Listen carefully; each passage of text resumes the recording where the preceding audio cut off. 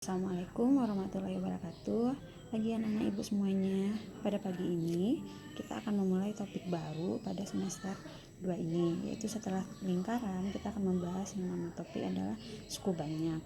Sebelum kita mempelajari suku banyak, kita akan mempelajari dulu peta konsepnya, yaitu pada suku banyak ini kita akan mempelajari yang pertama itu adalah kalian harus bisa mengenali bentuk umum dari suku banyak atau bahasa matematika disebut sebagai polinomial. Setelah mengetahui bentuk umum, kita akan lanjutkan dengan operasi aljabar. Pada operasi aljabar ini, kalian akan mengenal beberapa aturan, yaitu aturan penjumlahan, pengurangan, dan perkalian. Kemudian kita akan membahas yang namanya aturan pembagian. Pada suku banyak kita akan lebih fokus kepada aturan pembagian ini. Setelah mempelajari operasi aljabarnya, kalian diharapkan bisa menentukan yang namanya nilai suku banyak.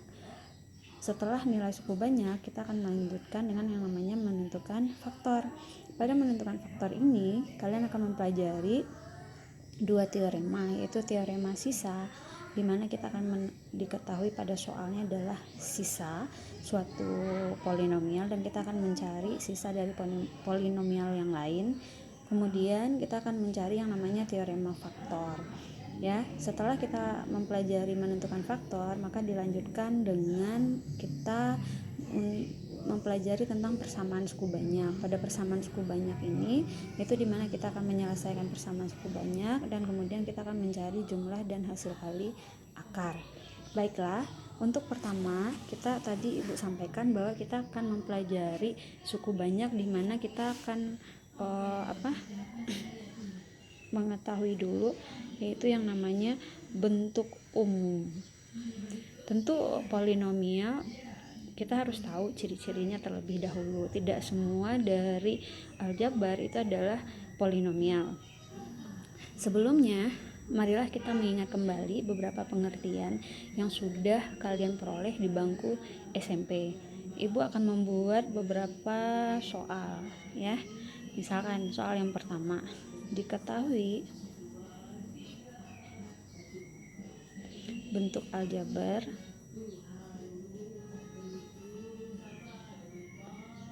itu bentuknya adalah 12x kuadrat tambah 3x kurang 7. Oke, kita perhatikan ya, 12x kuadrat ditambah 3x dikurang 7. Pertanyaannya adalah berapa koefisien dari x kuadrat. Kemudian yang kedua, berapakah konstanta atau suku tetapnya. Jadi di sini ada dua istilah yang ibu pakai. Yang pertama adalah berapakah koefisien dari x pangkat 2 dan yang kedua adalah berapa konstanta atau suku tetapnya. Jadi di sini ada dua istilah yang kita pakai. Yang pertama adalah koefisien, yang kemudian adalah konstanta, ya. Nah, dari aljabar ini yang ditanyakan yang pertama adalah berapakah koefisien dari x pangkat 2. Oke. Jadi di sini kita bisa melihat yang namanya koefisien dari x pangkat 2 adalah yang melekat pada x pangkat 2, yaitu nilainya adalah 12. Maka ini kita sebut sebagai koefisien. Tapi bacanya adalah koefisien dari x pangkat 2. Sementara yang di sini 3x, artinya 3 ini juga adalah koefisien, tapi koefisien dari x pangkat 1. Sementara di sini ada min 7. Min 7 tidak kita sebut sebagai koefisien karena tidak ada variabelnya. Jadi yang min 7 ini kita akan menyebutnya sebagai konstanta atau suku tetap.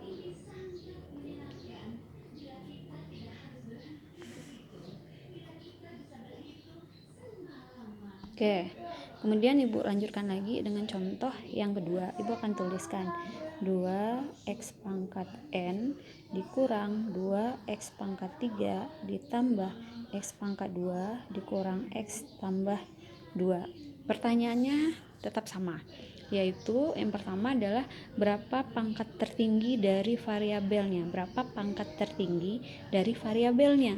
Nah, jadi di sini yang kita lihat yang variabel itu yang mana? Itu adalah sesuatu yang belum kita ketahui. Itu di sini adalah x. Jadi yang pangkat tertingginya di sini adalah berapa?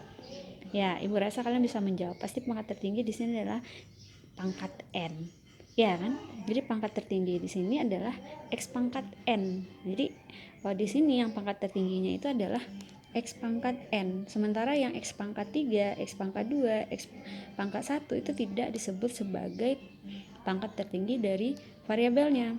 Kemudian kita lihat lagi berapa koefisien dari X pangkat 3. Kalian bisa jawab. Tentu yang kita jawab sebagai koefisien pangkat 3 adalah min 2. Tentu kita nggak bisa jawab 2 ataupun 1. Karena apa? Yang melekat pada X pangkat 3 adalah nilainya min 2. Kemudian di sini kita lihat bentuk aljabar ini sudah disusun dari pangkat yang tertinggi ke pangkat yang terendah, yaitu dari X pangkat N, pangkat 3, pangkat 2, pangkat 1, dilanjutkan dengan X pangkat 0, yaitu yang konstanta tadi, yaitu 2. Ya, kita bisa lihat koefisien X pangkat 4-nya ada atau tidak. Di sini kan kita lihat X pangkat 4-nya nggak ada, jadi koefisien dari X pangkat 4-nya nilainya adalah 0. Ya, koefisien dari X pangkat 3 kalian bisa lihat sendiri. Jadi koefisien X pangkat 3-nya adalah min 2. Koefisien dari X pangkat 2 nilainya adalah 1. Koefisien dari X pangkat 1 nilainya adalah min 1. Sementara di sini koefisien dari X pangkat N-nya adalah 2 dan suku tetapnya di sini juga nilainya adalah 2.